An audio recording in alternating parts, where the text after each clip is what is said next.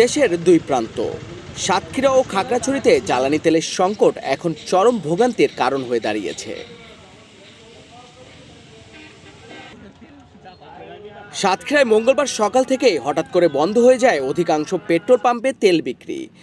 শহরের বিভিন্ন পাম্পে ঝুলছে তেল নেই সাইনবোর্ড, ফলে মোটরসাইকেল চালক সহ সাধারণ মানুষ তেল না পেয়ে ঘন্টার পর ঘন্টা অপেক্ষা করেও ফিরে যাচ্ছেন খালি হাতে।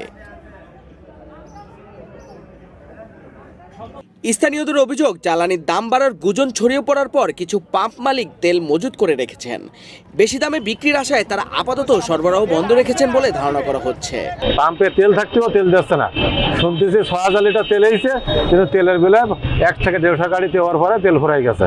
এই হলো এখন তেলের দাম না বাড়ানোর জন্য সরকারের কাছে বিশেষভাবে অনুরোধ জানাচ্ছি। থেকে 5টা পাম্পে ঘুরেছি, তেলের জন্য কোথাও তেল দিচ্ছে না। সকাল থেকে আমি 4-5টা পাম্পে গেছি, কোথাও কোনো তেল নাই। এখন সবাই আপনার সিরিয়ালে দাঁড়িয়ে আছে তেলের আশায়, কিন্তু তারা সবাই স্টক করে রাখছে তেল, যে যাতে করে দাম বৃদ্ধি হলে কালকে থেকে হয়তো তারা তেল ছাড়বে, এমন একটা সিদ্ধান্ত মনে হয় তাদের ভিতরে। সবাই স্টক সিন্ডিকেটের ভিতরে রেখে দিয়েছে। অন্যদিকে খাগড়াছড়িতেও পরিস্থিতি ভিন্ন নয়। সেখানে দীর্ঘদিনের সংকট আরও তীব্র হয়েছে একটি পাম্পের মেশিন বিকল হয়ে যাওয়ায়। শহরের কেসি ফিলিং স্টেশনে গত 2 দিন ধরে তেল সরবরাহ বন্ধ। ভোর থেকে লম্বা লাইনে দাঁড়িয়েও অনেকেই তেল পাচ্ছেন না। এই সংকটে সবচেয়ে বেশি বিপাকে পড়েছেন মোটরসাইকেল চালক, কৃষক এবং পরিবহন শ্রমিকরা। তাদের দৈনন্দিন কাজ ব্যাহত হচ্ছে, থমকে যাচ্ছে স্বাভাবিক জীবনযাত্রা। পানি তুলতে পারতেছি না ক্ষেতের জন্য, জুবিনে এমনি জুবিন পাইতা গেছি। সকাল থেকে সবাই আসছে তেলের জন্য, এখানে বাইকের জন্য।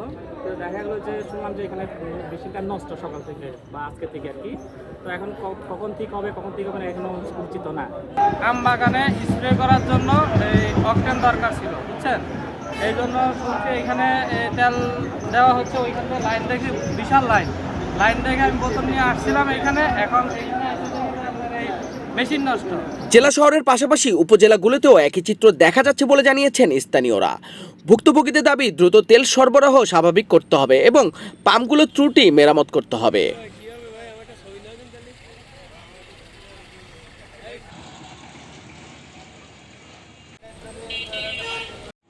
তবে এখন পর্যন্ত সংশ্লিষ্ট কর্তৃপক্ষের পক্ষ থেকে কোনো আনুষ্ঠানিক বক্তব্য পাওয়া যায়নি। এই পরিস্থিতিতে প্রশ্ন উঠেছে, এটা কি সাময়িক সংকট নাকি বড় কোনো জ্বালানি সমস্যার ইঙ্গিত?